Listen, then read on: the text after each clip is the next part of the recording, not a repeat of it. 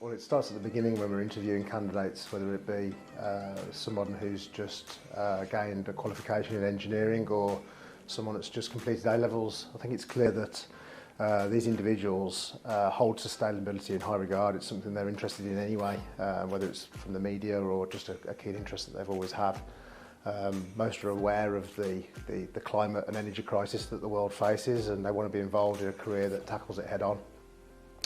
I often ask candidates what they know about CPW and what's attracted to them, and most say it's due to our interests in sustainability.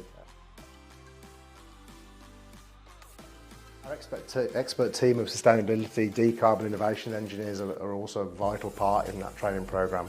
They're embedding sustainability at every stage of those engineers' journeys.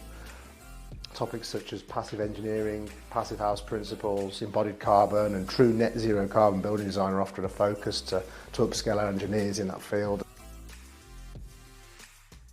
The upskilling of engineers is continuous. The expert team, as I just mentioned, they're integral in offering CPDs, we call it inboard training, where most lunchtimes there'll be an hour's session on a particular subject relating to sustainability and decarbonisation. Any competent engineering consultancy or design team can build a brand new building, and it can be very energy efficient, but when it comes to dealing with old building stock, and especially listed building stock that's incredibly energy hungry, that's another matter. So if we can focus our engineers and our experts on dealing with that problem, as I put it before, then yeah, that's a good step forward in dealing with some of these energy-related matters that our clients have. Our sustainability team, in particular the decarbonisation part of that team, is incredibly important in, I guess, hitting the ground running on those projects and understanding where the problems lie and how we can tackle them to reduce carbon emissions. A good example of that is St John's College in Oxford. It's a campus that contains a range of different building types from a range of different eras, some of which are 15th and 16th century Grade 2 star listed. So the interventions and measures that we can implement to reduce carbon emissions are very limited and under the close eye of English Heritage and the local conservation officer.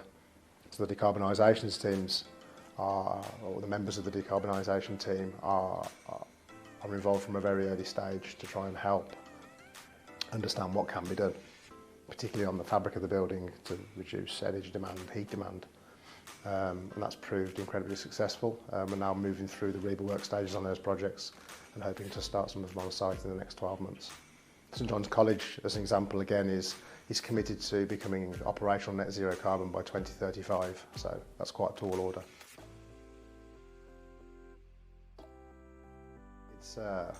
It's massively important that we deal with some of these matters. The climate crisis, it might sound like a buzz term, but it's real, and we need to tackle it head on. I think it's fair to say that our dedicated team of sustainability and innovations engineers show our commitment by regularly collaborating with universities and colleges, public organisations, presenting at some of these exhibitions that take place across the country and conferences. As an example, Hannah Kizik, one of our senior members of the innovation team, she recently spoke at the Greater Birmingham Chambers of Commerce for Sustainable Buildings. It was incredibly successful. She was joined by UCB, who are one of our clients that we're currently delivering heat decarbonisation work for. About 15 years ago, we had an internal initiative to pursue a German passive house standard called Passive House, and we were one of the first consultancies in the country to deliver a certified passive house building, and we've gone on to deliver the largest certified passive house in the country, commercial building in the country, as it still stands. Something else that's incredibly important is raising awareness amongst the next generation. Giving talks on sustainable engineering at a very sort of high level to pupils at schools and colleges is something that we do a lot of, and we also attend careers fairs. We have an exhibition stand where we invite young people to come and discuss some of the things and the services that we can provide and understand what their views are more so than anything else. I mentioned before about those that are often passionate or have some understanding of the problems that we face in terms of energy and carbon, the climate crisis that we're faced with. So it's really encouraging to hear their views and I guess ingrain sustainability into them so that when they finish school they want to become sustainability engineers.